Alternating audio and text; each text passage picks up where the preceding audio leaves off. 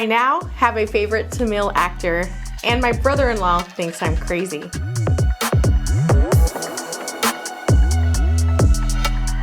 Hi, I'm Amy Vishwanatha, and welcome to Indian Movie Music Lover. Master, as you already know, is a Tamil movie directed by Lokesh Kanagaraj. So I have watched several Tamil movies, and some of them had names in them like Vishal, Kamal Hassan, and many more. But 2 nights ago, I found a favorite. If you would happen to ask me why, I am not really sure, but something kind of clicked in my mind as the movie went on, and I found myself liking him more and more. It was really nothing specific that I could pinpoint.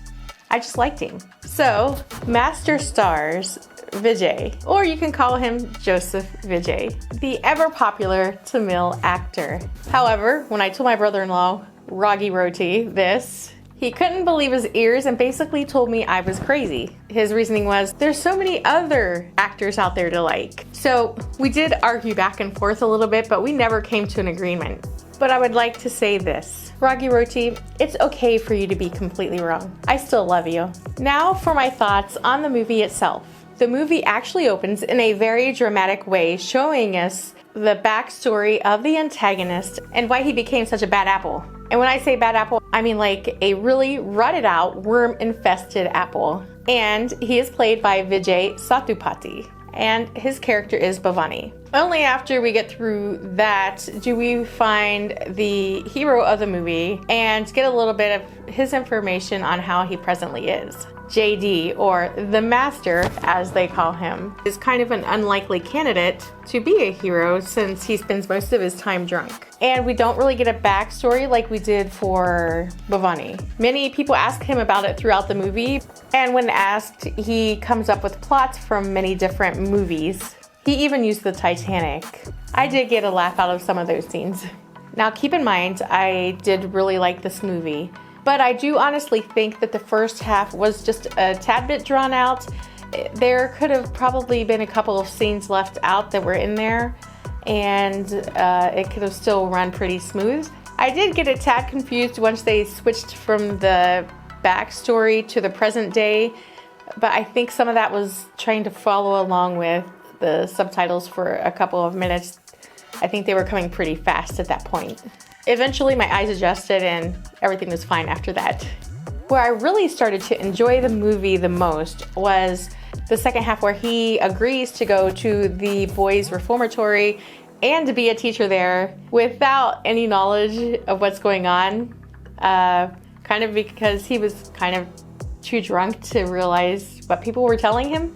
Now at this point, the movie did become a little bit more serious, and I know we have all seen the cat and mouse game between the hero and the villain, but I do like the story that is going along with this little cat and mouse game they have. It addresses a serious issue while keeping the movie on the light side a little bit. What I'm trying to say is they made the point without being too dark, and I was still able to really enjoy the movie. So once JD arrives at the reformatory, the Master, as he is called, was not ready for what he faced.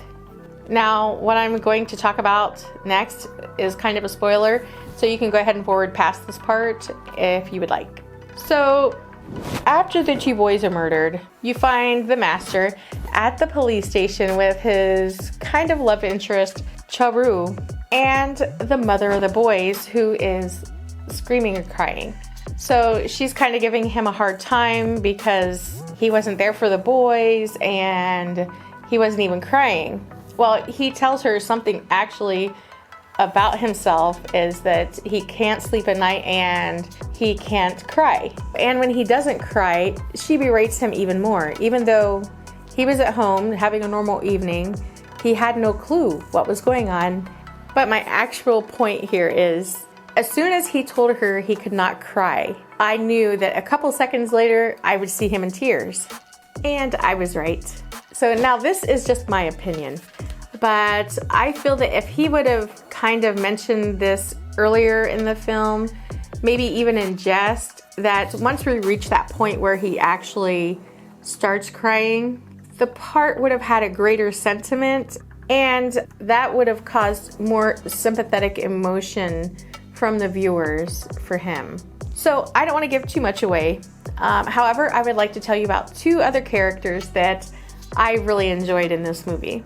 First was Undial, played by Puvayar, and I'm not sure I said that correctly, but he did an awesome job, by the way. He was a character who just drew me in and made me love him. You can see his transformation from fear to confidence and trust as well along the way. Even though he acted confident when you first met him, there was still that little bit of anxious anxiety he had. But he played the part so convincingly and so well that it drew me in. And that's really hard even for adults to do. So great job. Second character I really enjoyed, though I thought I wouldn't, was Das, played by Arjun Das. So he played the part of the sadistic, angry, kind of a second fiddle guy to the villain, and he did it very well. Funny thing is, the first time he spoke, my husband and I were like, did that voice just come out of him? We totally were not expecting it. He has such a deep baritone voice that does not match his look at all, but it was perfect for his character. He made me get irritated just seeing his face throughout the movie.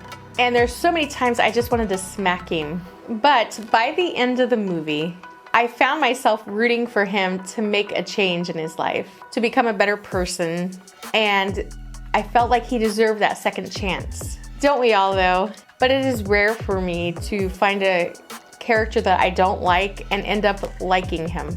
So I think he did an excellent job.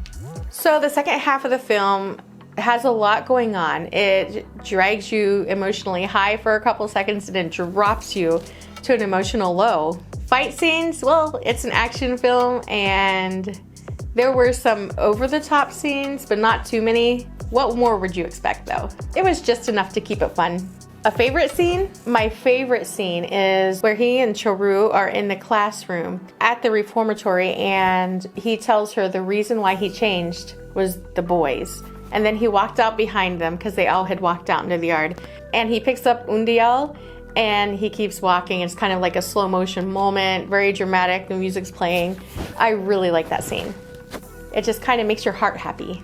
I do like the ending, but I'm not going to go into any details on that. But I will say I am looking forward to a Master Part 2 to come along. Overall, I really like this movie way more than I thought I would, and I do recommend watching it. If you didn't make it through the first half of the movie, go back, try to stick it out, and go through that second part. I think you'll enjoy it. That's all I have time for today. Please let me know if you like this movie as much as I did, or if you think I'm as crazy as my brother-in-law thinks I am. Also, if you hit that share button, I would appreciate it. Hit like, hit subscribe, and hit the bell button so you can be notified anytime any new content is uploaded.